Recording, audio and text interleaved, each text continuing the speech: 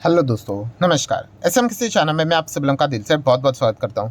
दोस्तों, इस वीडियो में भी हम लोग कवर करने वाले बहुत सारे इंपॉर्टेंट खबरों को, तो चलिए स्टार्ट कर लेते हैं। सबसे पहले फॉर्मेलिटी के साथ अमेरिकन बाजार कैसा चल रहा है, तो हरे निशान में फिलहाल तो वर्क होते हुए देखने को मिल रहा है।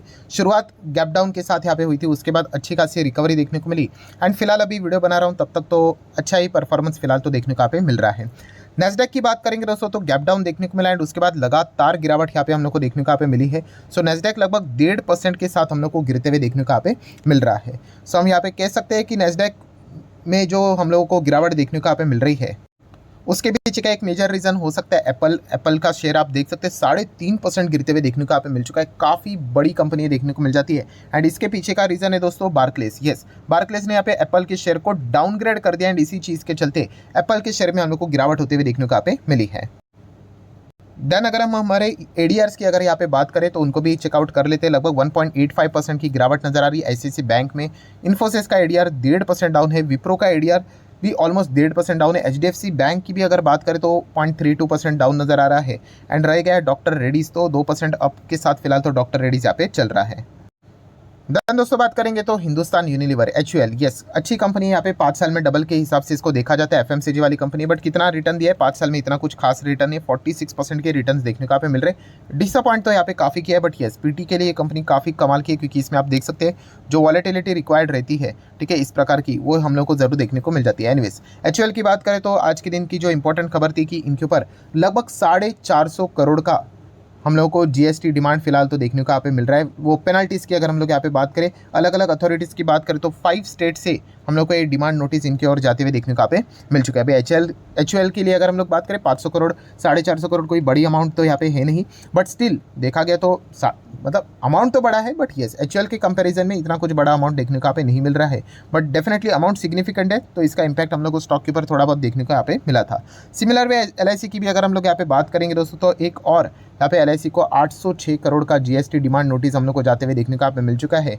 तो इसी से रिलेटेड अभी LIC क्या करेगा, इसको अपील भी करते हुए देखने को यहाँ पे मिलने वाला है।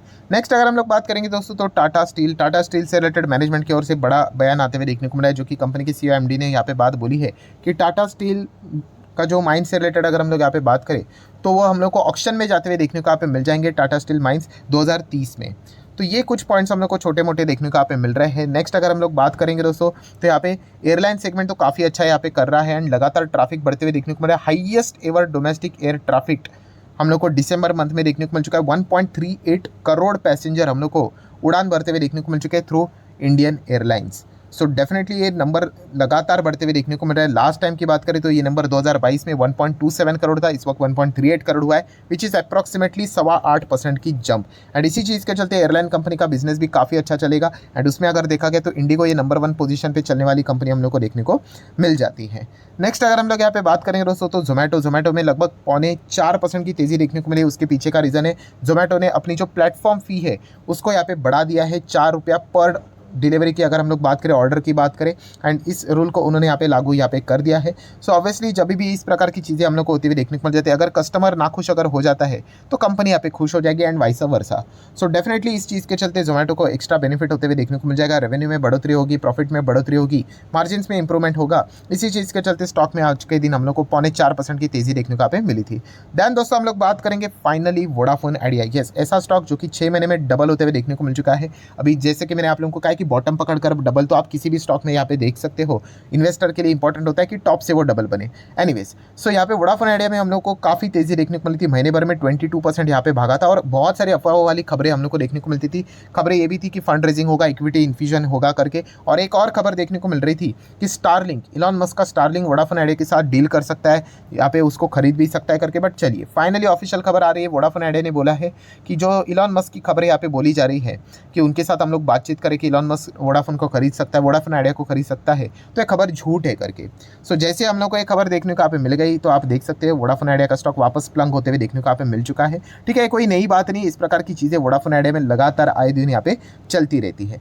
ठीक है, तो ये कुछ पॉइंट्स हम लोग को पता होने चाहिए। देन अगर हम लोग बात करेंगे दोस्तों, तो उबर से रिलेटेड एक अफवाह बाजार में यहाँ पे चलती हुई देखने को मिलती थी कि अगर आपका फ़ोन का बैटरी लोअर लेवल पे जाता है तो उबर आपके जो फेयर है टैक्सी का वो यहाँ पे हाइक कर देता है। तो उबर ने कहा है कि भाई इस प्रकार की कोई भी चीज़ नहीं है, टोटली अफवाह है।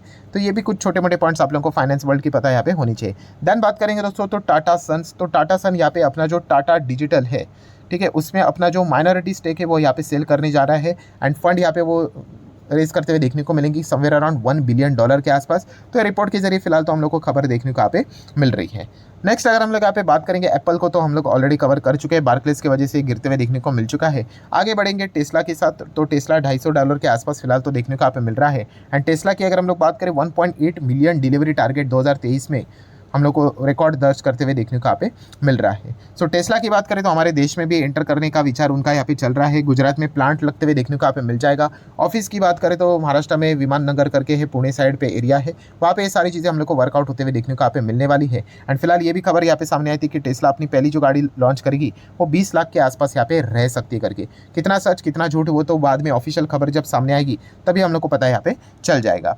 नेक्स्ट अगर हम लोग यहाँ पे बात करेंगे दोस्तों तो एक बहुत बड़ा खबर हम लोग को देखने को यहाँ पे मिल रहा है, जो कि इंटरव्यू में यहाँ पे चीज़ें सामने आते हुए देखने को मिले।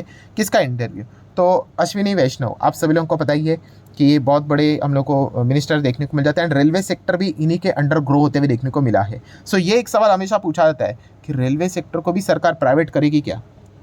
तो यहाँ पे हम लोग को एक स्टेटमेंट उनकी ओर से ऑफिशियली आते हुए देखने को मिला है कि रेलवे सेक्टर को वो प्राइवेट करने से रिलेटेड दूर रख रहे हैं। मतलब रेलवे सेक्टर ये मिनिस्ट्री ऑफ रेलवे मतलब सरकार के ही अंडर यहाँ पे रहेगा।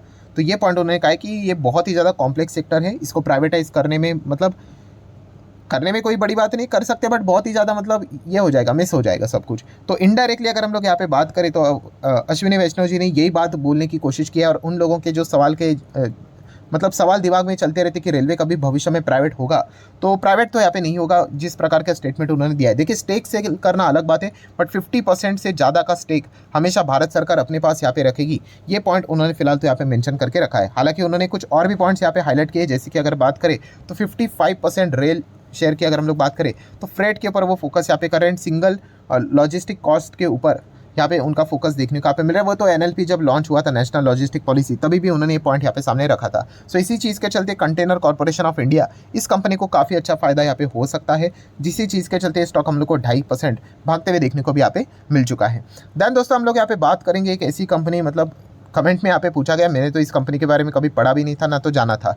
सो आप ये देख सकते हैं ₹1 का शेयर देखने को मिल रहा है, 1 से ₹1.25 का शेयर है, ठीक है। एम लक्ष्मी इंडस्ट्रीज लिमिटेड करके इसका नाम है, ठीक है। और ये कंपनी की अगर हम लोग बात करें, इतनी छोटी कंपनी है तो ये कंपनी बोनस देने यहाँ पे जा रही है, आप यहाँ पे देख सकते हो, ठीक है। 5 तारीख इसका एक्स डेट हम लोग को देखने को मिल रहा है। बोनस का रेशो क्या है?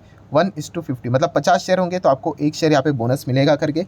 सो ऑब्वियसली कुछ लोग ऐसे होते हैं जो कि बोनस बायबैक स्प्लिट डिविडेंड को यहाँ पे तलाशते रहते कौन सी कंपनी देगी। दोस्तों अगेन कह रहा हूँ, इस चीज़ के चलते आपको इमीडिएटली कोई भी बेनिफिट मिलता नहीं है, लॉन्ग टर्म में इसका बेनिफिट यहाँ पे होता है। तो इस चक्कर में अगर आप इस शेयर को खरीदने का विचार कर रहे हो तो आप अपने पोर्टफोलियो का अपने पैसे को काफ़ी रिस्क में यहाँ पे डाल रहे हो। डेफिनेटली हम कह सकते हैं ₹1 का शेयर वहाँ पे बोनस, और देखा गया तो ये कंपनी मतलब समझ में ही आ जाता है, केवल 70 लाख का कंपनी है, कुछ है ही नहीं इस कंपनी में, ठीक है। आप यहाँ पे समझ रहे हो, काफ़ी यहाँ पे इजीली इसको कोई भी ऑपरेट यहाँ पे कर सकता है।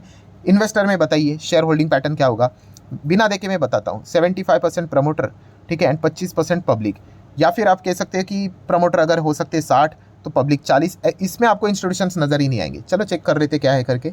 ये देखिए 75% प्रमोटर एंड पब्लिक 25%, इंस्टीट्यूशंस रहेंगे नहीं ऐसे कंपनी में, ठीक है। तो ऐसे कंपनी से आप लोगों ने सावधानी यहाँ पे बरतनी चाहिए भाई, कभी भी इसमें पंप डंप का जोरदार खेल यहाँ पे चलेगा। एंड याद रखना, हमेशा पंप जब होता है तो ऑपरेटर ही फायदा उठाते हैं और डंप जब होता है तो रिटेल इन्वेस्टर के गले में ही ये माल उतारा जाता है। सोचकर देखिए आप तक ये कंपनी का नाम यहाँ पे पहुंचा है और आप मुझे कमेंट सेक्शन में पहुंचा रहे हो, तो ये चीज़ें बहुत ही आसान तरीके से मार्केट में यहाँ पे चलती रहती है। देखो जिसके मार्केट के बेसिक्स क्लियर है, ठीक है, वो कभी ऐसे स्टॉक्स में नहीं फंसेगा। जिसके बेसिक क्लियर नहीं है भाई, उसको कुछ भी लालच यहाँ पे दिखाया जाएगा, अलग अलग चीज़ें प्रमोट यहाँ पे की जाएगी और बाद में आप यहाँ पे फंस भी सकते हो। तो ये पॉइंट आप लोगों को जरूर पता होना चाहिए, जाना नहीं जाना है वो आपकी मर्जी। ₹1 ₹1.25 का स्टॉक देखने को मिल रहा है, उसमें भी ये बोनस स्प्लिट यहाँ पे देगा और लगातार सर्किट में चलते हुए देखने को मिल रहा है। तो सर्किट तो ऊपर जाता है, अच्छा ही लगता है। डंप करने के लिए कोई ना कोई बकरे चाहिए होते, तो शायद से आप ही का इस्तेमाल भी यहाँ पे हो सकता है। तो ये पॉइंट आपको पता होना चाहिए। बाकी भी आप यहाँ पे देख सकते हैं, कमॉन 1 करोड़ की भी कंपनी नहीं है दोस्तों। मार्केट कैप देखिए 0.70 करोड़, मतलब 70 लाख की कंपनी है। यहीं पे बहुत सारे रेड फ्लैग्स हम लोग को देखने को यहाँ पे मिल जाते हैं, ठीक है। जितने भी इंपॉर्टेंट पॉइंट्स थे सारे कवर कर लिए। एफआईएस डीएस एक्टिविटीज़ की बात करें, डीएस ने 1900 करोड़ का माल बेचा है, बट एफआईएस ने 1600 करोड़ का माल यहाँ पे खरीदा है। सो ये भी एक पॉइंट हम लोग को आज के दिन देखने को यहाँ पे मिला है। एंड आखिरी जो पॉइंट था कौन सा, इंडिया का एडीआर, इन स्टॉक्स को तो हम लोग ऑलरेडी कवर करके यहाँ पे रह चुके हैं। सो ठीक है दोस्तों, जितने इंपॉर्टेंट खबरें थी सारी कवर कर ली। वीडियो अच्छा लगा होगा तो चाहे तो लाइक एंड शेयर कर सकते हो। फर्स्ट टाइम विजिट किया तो चैनल को सब्सक्राइब करना, और एक चैनल है फ्री स्टॉक मार्केट क्लासेस, इसको भी फॉलो कर लेना, सब्सक्राइब कर लेना, बेल आइकन को हिट करके ऑल सिलेक्ट कर लेना। और आज के दिन के जितने भी इंपॉर्टेंट खबरें सभी के लिंक नीचे डिस्क्रिप्शन में दिए हैं। कल के दिन की बात करें तो अदानी के शेयर्स काफ़ी लोगों के रडार के ऊपर यहाँ पे रहेंगे। सुप्रीम कोर्ट का फाइनल डिसीजन माइट भी हम लोग को कल के दिन देखने को यहाँ पे मिल सकता है। तो कल बाजार में बहुत कुछ हलचलें भी यहाँ पे हो सकती है। तो देख लेते हैं कल के दिन क्या आउटकम निकल कर आता है। सो मिलते हैं कल, तब तक के लिए बाय बाय।